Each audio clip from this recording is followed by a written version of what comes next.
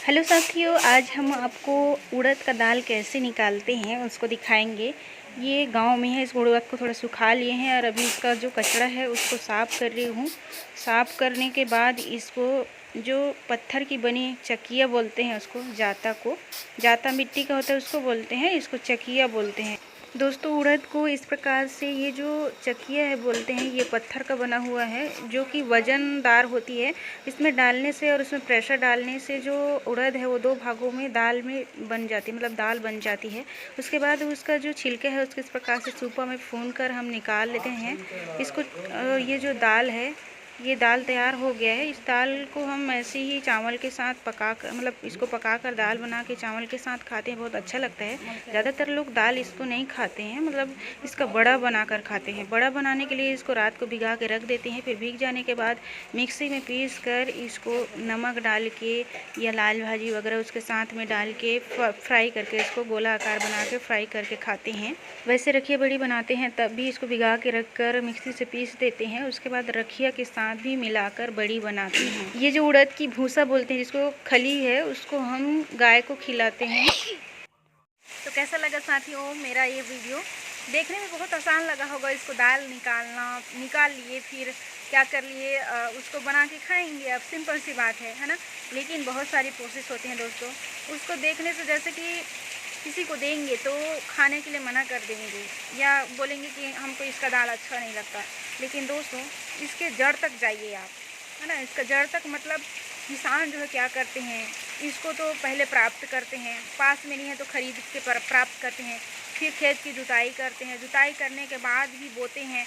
अब बोने के बाद भी पानी यदि बराबर समय में आ गया, है ना, तब वो उगेगा। और हद से ज़्यादा भी पानी आ गया तो वो फसल प्राप्त नहीं होता है दोस्तों। तो कितनी मतलब मुसीबत में होते हैं किसान लोग, और रिस्क से होता है ना। कितना रिस्क होता है उसको, पौधे को छोटे से लेकर, मतलब बोने से लेकर उसकी कटाई तक की, घर में आने तक की कितनी उनको डर रहता है, रिस्क रहता है कि कहीं पानी ज़्यादा ना आए जो ख़राब ना हो जाए, या पानी नहीं आए तब भी उनको डर रहता है कि उगेगा कि नहीं उगेगा। और मुश्किल से उसको ला भी लिए घर में, पूरा उगा कर काट कर, है ना, पकने के बाद ला भी लिए, तो घर में रखने के लिए भी उनको बहुत ही सहेज कर रखना पड़ता है। यदि उसको सहेज कर नहीं रखा गया तो वो घर में भी ख़राब हो जाता है ना। अब सहेज कर रख लिए, अब खाना भी है, उसको दाल बनाना है, तो कितने सारे प्रोसेस से अभी गुजरे हैं वो तो देखे ही हैं, है ना।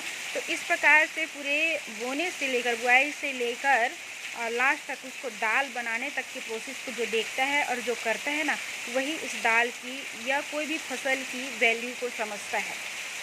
तो दोस्तों, जैसे कि हाथ में मनी आता है, पैसा आता है, इसी प्रकार जो कमाता है ना उस पैसे को काम करके, वही समझता है उस वैल्यू को, बाकी लोग नहीं समझते हैं।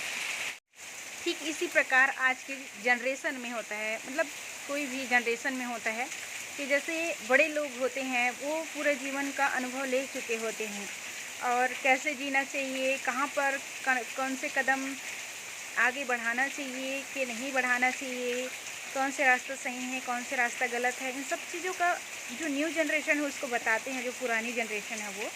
लेकिन न्यू जनरेशन इस बात को नहीं मानता। क्यों? क्योंकि वो उस रास्ते से अभी गुजरा ही नहीं है, तो कहाँ समझ पाएगा।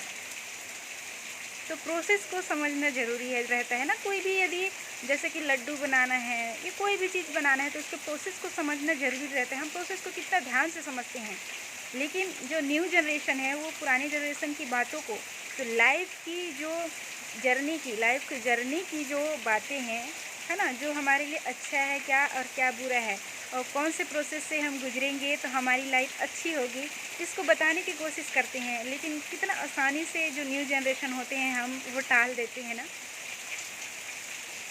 तो प्रोसेस को समझना चाहिए साथियों, कि कोई भी बड़े यदि तजुर्बे के साथ कुछ बोलते हैं तो हमारे लिए अच्छे ही बोलते हैं, क्योंकि वो अनुभवी होते हैं, पूरी लाइफ जो गुजार चुके हैं, है ना। तो कैसा लगा हमारा ये वीडियो? अच्छा लगा हो तो लाइक कमेंट शेयर ज़रूर करिए दोस्तों, और चैनल सब्सक्राइब करिए। और अगला वीडियो आने तक के लिए अलविदा। आप स्वस्थ रहिए, मस्त रहिए और सदैव खुश रहिए।